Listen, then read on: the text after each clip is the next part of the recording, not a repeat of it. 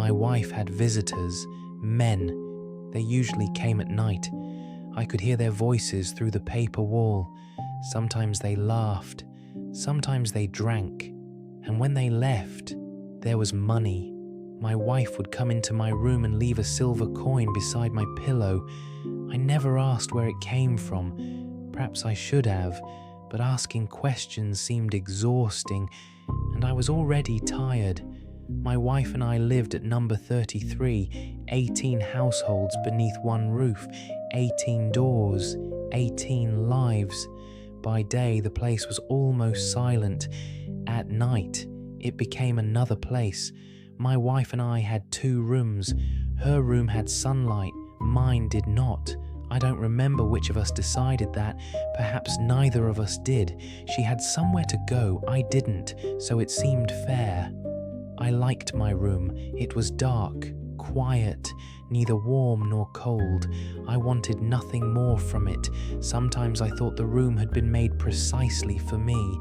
Other times, I wondered whether I had been made for the room. My wife was beautiful. At least I thought so. Of all the women at number 33, she was the smallest and the most beautiful. I rarely spoke to the others. Actually, I rarely spoke to anyone. Whenever my wife went out, I waited. First, the door, then her footsteps, then silence. Only then did I enter her room. I suppose that sounds suspicious. It wasn't. I liked her things, her mirror, her clothes, her perfume, and the sunlight. Sometimes I took a magnifying glass and held it above a piece of paper. Nothing would happen. Then, a tiny black spot, smoke, and finally, a hole. I loved that moment. It may have been the most exciting part of my day. When I grew tired of burning things, I opened one of my wife's perfume bottles. The scent was strange, foreign, warm. I would close my eyes and try to remember where I had smelled it on her hair, her neck, her clothes. I never decided. Perhaps my wife was simply the sum of all those bottles. Before she returned, I put everything back exactly where it had been. Then I returned to my room and became myself again. My wife had a routine. In the morning she washed quickly. In the evening she took her time, better clothes, clean stockings, perfume. Then she went out. I sometimes wondered whether my wife had a profession. I had none, but unlike me, she always seemed to have somewhere to be. And when she stayed home, the visitors came, men. On those days, I stayed beneath my blanket. I couldn't enter her room. I couldn't play with the sunlight. I couldn't smell her perfume. So I became depressed, deliberately. After the visitors left, my wife sometimes came to see me. She would look at me, smile, and leave a silver coin beside my pillow. That usually improved my mood. After a while, the coins began to accumulate. My wife bought me a little savings box. I put the coins inside, one by one. I had no idea what I was saving for. I didn't want clothes. I didn't want food. I didn't particularly want to go anywhere. I simply liked the moment when the coin touched my fingers and disappeared into the box. The men gave money to my wife. My wife gave money to me. There seemed to be a system. I understood the movement of the money. I did not understand its meaning. Courtesy, payment, charity. I spent several nights studying the problem. Then I fell asleep. By morning, I had usually forgotten it. Eventually, even putting coins into the box became tiresome, so I put the savings box in the toilet. I expected my wife to be angry. She wasn't. The next night, another silver coin appeared beside my pillow. This was becoming difficult to explain. One night I had an idea. Perhaps money wasn't really about buying things. Perhaps giving money itself produced some kind of pleasure. The men gave money to my wife gave money to me. There was only one way to find out. I would give money to someone, so I went outside. For the first time in a very long while, the city was enormous. People hurried past me as though they all knew exactly where they were going. I didn't, so I chose a destination, nowhere. I walked and walked. I had money in my pocket, but I couldn't spend it. I had apparently forgotten how. Eventually, I became exhausted, so I went home. That was my mistake. It wasn't midnight yet. I coughed before opening the door. My wife looked at me. Behind her stood a man I had never seen before. For a moment, none of us moved. I knew from my wife's eyes that I had done something wrong. Apparently, midnight mattered. I went to my room and pulled the blanket over my head. Then I heard something unusual. My wife was whispering. She never whispered, not with anyone. But that night, she did. I listened. I couldn't hear the words. Soon the man left. My wife returned. She looked angry. I closed my eyes and waited for whatever was coming. Nothing came. Somehow, that was worse. Finally, I went to her room. I took all the money from my pocket and placed it in her hand. Then everything went dark. When I woke, I was in my wife's bed. For the first time, sunlight was coming through the window. Her scent was everywhere, and suddenly, I thought I understood. The men gave money to my wife gave money to me. And when I gave money to my wife, I was allowed into her room. So that was it. I had discovered the secret. Give money, and something pleasant happens. It was embarrassingly simple. I had discovered economics. The next night I went outside again. This time I understood the rules. I had money. I had to return after midnight. The only problem was midnight refused to arrive. I watched clocks, one after another. Eventually, the clock at the railway station passed 12. I went home. I gave my wife the money. She looked at me for a long time. Then, she let me sleep in her room again. I slept beautifully. The following evening, something even stranger happened. My wife invited me to dinner. We almost never ate together. She smiled. There was food, good food. Naturally, I assumed something terrible was about to happen. I ate and waited. Nothing happened. 5 minutes, 10, still nothing. I was almost disappointed. Then I remembered something worse. I had no money. No money meant no midnight. No midnight meant no pleasant surprise. For reasons I couldn't explain, I began to cry. You want money? Come back later tonight. I froze. My wife could apparently see directly into my soul. It was unsettling. Then she left money beside me.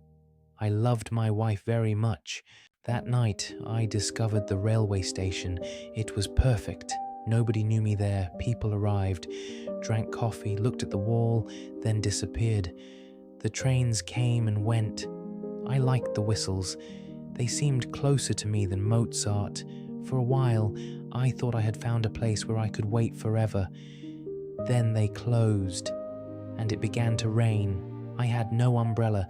This was inconvenient, very inconvenient. I couldn't bear the cold. So I went home early. Again, I forgot to knock, and I saw something I was not supposed to see. I don't know how long I stood there. My wife looked at me. The man looked at me. I went straight to my room. I was soaked, cold, shaking. Then, nothing. You have a fever? Take these. Sleep. 4 white tablets. I thought they were aspirin. I swallowed them and slept. The next day, 4 more, then 4 more. I slept through mornings, afternoons, nights. My cold disappeared. The sleep did not. I assumed this meant I was becoming healthier. I slept for nearly a month. One afternoon, my wife went out. I entered her room. It had been a long time. Her mirror, her perfume, the sunlight. Everything was still there. Then I saw a small box beneath her dressing table. Adeline, sleeping tablets. I opened it. 4 were missing. I remembered the 4 white tablets my wife gave me every day. Aspirin, Adeline, aspirin, Adeline. For nearly a month, my wife had been giving me something that made me sleep. Why? What happened while I slept? What did she need me asleep for?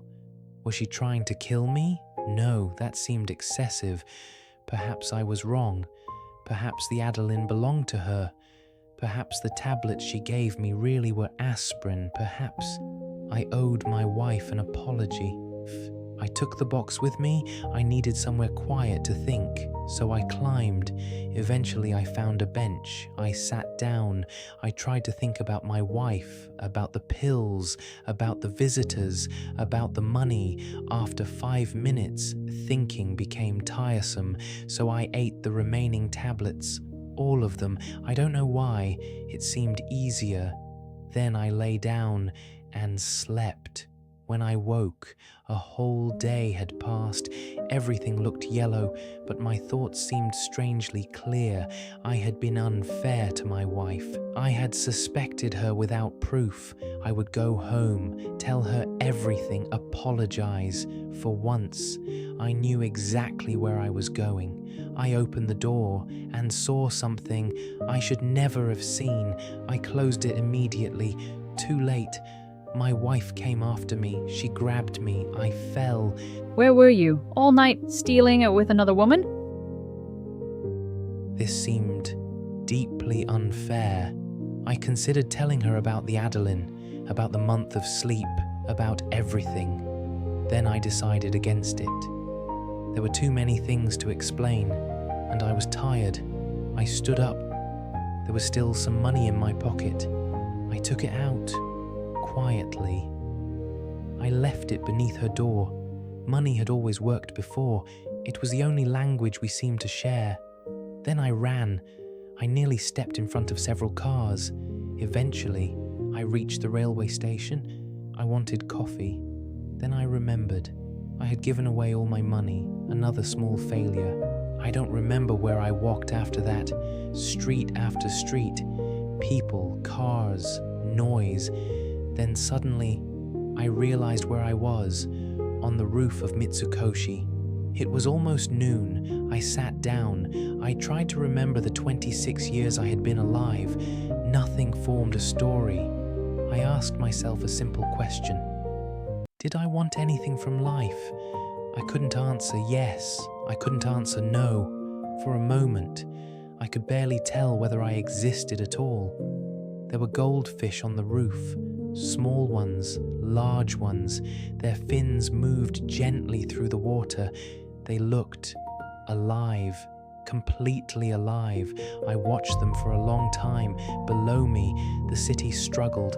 Thousands of people moving through invisible threads, working, eating, buying, selling, loving, lying, hurrying somewhere. Everyone seemed exhausted, and still everyone kept moving. Sooner or later, I would have to go back down there. But where would I go? Back to my wife. Somewhere else. Was there somewhere else? Perhaps my wife and I had misunderstood each other from the beginning. Perhaps neither of us was right. Perhaps neither of us was wrong. We were simply two people walking with different steps and calling it the same road. Then the noon siren sounded. The city moved beneath me. Glass, steel, stone, money, people, everything alive at once. And suddenly, my armpits began to itch. I stopped. I remembered. Wings had once grown there, or perhaps I only believed they had.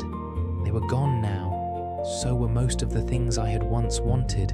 Hope, ambition, whatever else had once been written inside me. But standing there, above the city, I wanted something. For the first time in a very long while, I wanted something. Wings, grow back. Let me fly just once more.